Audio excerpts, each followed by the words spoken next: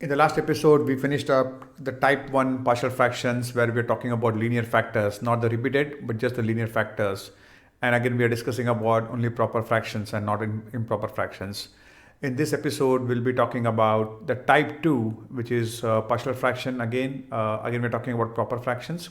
And in this case, we are going to talk about repeated linear factors. These two keywords are important, repeated and linear. That's what differentiates this from the type 1, where in type 1 we just have only linear factors, and it's called as non-repeated linear factors. Okay, so let's talk about that. And I think I'll break down these episodes in 2 or 3 parts. In some of the parts I'll explain the concept, and some of the parts I will explain some of the problem solving. So let's see. Okay, so let's jump into the first part of it. Okay, so before jumping into solving this type of problems, type 2 repeated linear factors, the first and the foremost thing is for us to understand correctly as a first step to identify the problem, saying that okay, this belongs to type 2. Okay, how do we understand, looking at the problem, how do we kind of identify whether it's belong to type 1 or type 2 or type 3? It could be belonging to anyone. So we have done type 1. So how do I know that this is type 2 problem and not type 1 and not type 3? That's the first step. Okay, let's kind of do some part of recall on that one. In the previous episodes, I've discussed in detail about type 2 and all those things. So there are separate videos on that.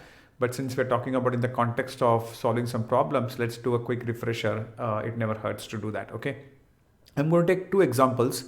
And the same 2 examples I've been covering all along in this video in this kind of type. So you'll see in the previous episodes when I was trying to explain the concepts, these kind of problems keep repeating. Okay, so let's take this problem. Okay, the problem is x square, I'm going to write it here, x square divided by x plus 1 and x plus 1 the whole square. Okay, this is the problem given to us, and we need to solve this or decompose or resolve this into partial fraction. That's our whole goal. Okay, but the first thing is, how do I know what kind of type it belongs to, and then only I'll be able to apply the solution. Okay, so the trick here is, as always, whether it's type 1 or type 2, the trick here is first try to, after we know that this partial fraction, meaning that the degree of the numerator is less than the degree of the denominator. In this case, the degree of the numerator is 2, and it's going to be less than the degree of denominator, where you have 1 here, and we have, if you open up these brackets, it will become quadratic, and this x square, so you'll have 1 more degree. So this degree is 3. So 2 is less than 3, and hence it's a partial fraction. So we know that we are doing that, but just a matter of habit and muscle memory, that's the first check you do. So once you're done with that, what we need to do is we need to check if any of the factors or the terms in the denominator can be factorized. And like I said, if you can check out my factoring polynomials video. Factorizing means can be simplified in any format, any extent. It could be simple numeric computation, or it could be really applying some identities like x square minus y square and stuff like that, and simplifying that in any format. Can it be done or not? Okay, that's what we're trying to do, factorize. So in this case, if you see this x plus 2 the whole square, in the simplest format it can be expressed into this. We can duplicate or repeat that items, because it's to the square. That means that item is going to appear 2 times, repeat. So we can at least at the bare minimum expand this way and keep it. And after this, you will see that we cannot factorize it any further, right? This is the best factorization we can do, or this is the best simplification we can do for the denominator. Okay, so we're talking about how to identify the problem, right? So first and foremost is factorize and rearrange if possible. That's the first thing you need to do. So in this case, we have factorized and we have rearranged in this format. Okay, that's the first step. Then we notice that in the denominator, one of the factors is repeating. Okay, x plus 2 is repeating twice. Okay, that should give you a clue that okay, hey, the denominator is repeating, so this could be a repeated linear factor, and let's check if all the factors are linear or not.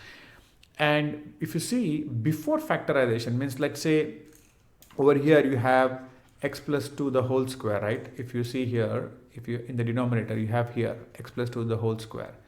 If you traditionally open up this brackets and expand this, the expanded version will look something like that, x square plus 4x plus 4. Okay, which in itself is a quadratic equation of degree 2, right? Okay, then we know that, right? But what we need to see is, okay, before factorization, the expression might appear quadratic. Yeah, this is quadratic, no doubt about that. If you expand this is quadratic of degree 2, just this particular factor, okay? But, and since we applied the first step of factorization, we need to always take into account how does the polynomial look after the factorization, post the factorization, okay? How does it look? So after factorization, before factorization, it looks quadratic, but the factorization was possible. And hence, after factorization, all the factors are linear with degree is equal to 1. That means all the factors after factorization, this is a factorized version, all the factors on the right hand side, each factor, if you take, there are 3 factors, each factor appears to be linear because it has a degree of 1, which is the power of x, right? So before factorization, it appeared to be a combination of linear and quadratic. And since factorization was possible after factorization, the denominator, all the terms look to be linear with degrees equal to 1, with one term being repeated. That's what we're talking about, right? So what happens is the denominator has got 3 linear factors, and we know that one factor is repeated, and hence we can tag this problem as a type 2, where we can call that it's a repeated linear factor, again a proper fraction because the degree of numerator is less than the degree of denominator.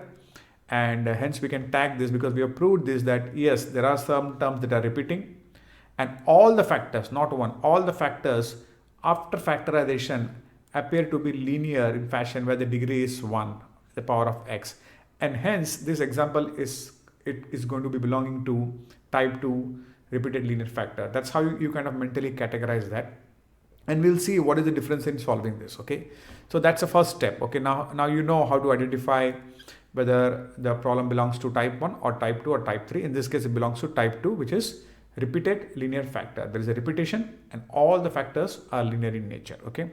Now let's take another example, and I'll tell you why we need this example also. It will be clear when you check out these 2 problems, how they are slightly different in terms of the approach, okay? Now let's take this example, okay? In this example, let's say this is the given problem, 3x plus 2 the whole divided by x plus 1 within brackets x square minus 1. This is what it looks like, okay? So like I said, the first checkpoint is obviously this is going to be a proper fraction. We don't have to worry about that because the degree of numerator is less. The degree of numerator here is 1 and here is 1, and again you can take this 2, and if you add the exponents, this degree becomes 3. So the degree of numerator is less than the denominator, where 1 is less than 3, okay? So that is done. So I'm not going to worry about that. And we know that all these types belong to partial only. We're not talking about impartial yet, or improper fractions yet. Sorry about that, not impartial, improper. So let's go to the next checkpoint, that we need to factorize, right? Factorize and rearrange if possible. So let's see, can any of these terms in the denominator can be factorized? This is the linear factor, so leave it alone. We cannot do this already in a simplified format, so we cannot do much about that. This one, x square minus 1, this on the face of it looks like a square minus b square, and again we have done that a zillion times in the previous episodes, and the identity is going to be a plus b and a minus b, which means this is going to be expanded as x plus 1 and x minus 1. Okay, so we know that one term which appears to be quadratic in nature can be factorized, so we have factorized it over here. X plus 1 is the first term here, okay, and this second term is here, right? This is the second term, x minus 1 and x plus 1. And now we can also rearrange it, meaning that we can bring the x plus 1 together, and once you bring that together, okay, and again try to simplify that, what we get is, we know that the denominator has all the factors as linear to the power of degree 1, because the given was quadratic, one of the factors, but since we could factorize, we have got all the 3 factors as linear with degree is equal to 1. And not only that, one of the factor is again repeating, which is x plus 1 the whole square, which is what this term is repeating twice, okay? The same logic we applied like we applied above. We factorized and rearrange if possible. Yes, it's possible. In the denominator x plus 1 here, it's repeating, yes. Before factorization, the expression might appear quadratic, x square minus 1 might appear quadratic with degree 2, yes. But after factorization, the post factorization is what you need to check. All the factors are linear with degrees equal to 1, and one term is repeated, and hence we can also categorize this problem belonging to type 2 repeated linear factor where you have one or more terms repeated and all the factors after factorizations are linear in nature. So both these examples qualify for that. So that's what I wanted to make sure that you understand. That's the first step that you need to see, that what differentiates this from type 1. In type 1, everything remains the same, but you will not have the repetition. All the factors will be linear. You will have to factorize if possible, you will have to rearrange if possible, but it will not be repeated for type 1. The type 1 will not have a repetition, okay? This will not be repeated. It will be non-repeating. Every term will be unique in nature. That's the only difference, okay? So now we know what is a repeated linear factor, and I'm going to just erase because we might reuse some of this. Okay, so let's now go to the next part, what we have left over in this episode, okay? So now the tricky part is often you might get confused, right? If you see here, x square minus 1 and x plus 2 the whole square, right?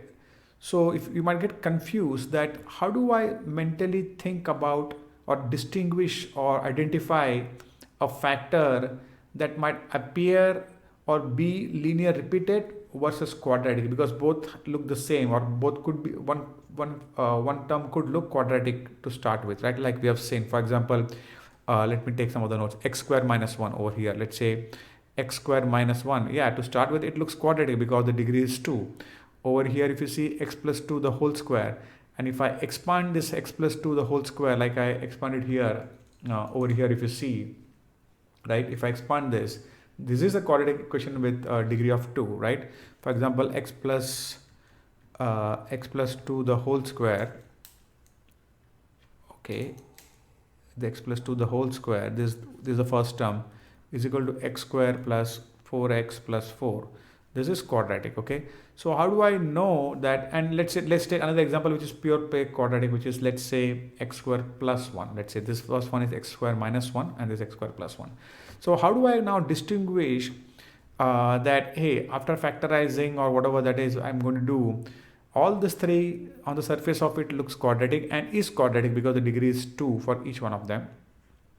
Okay, this is like after expansion, so I should not count this. Okay, hold on. Not this term, but once I expand this term, this becomes quadratic.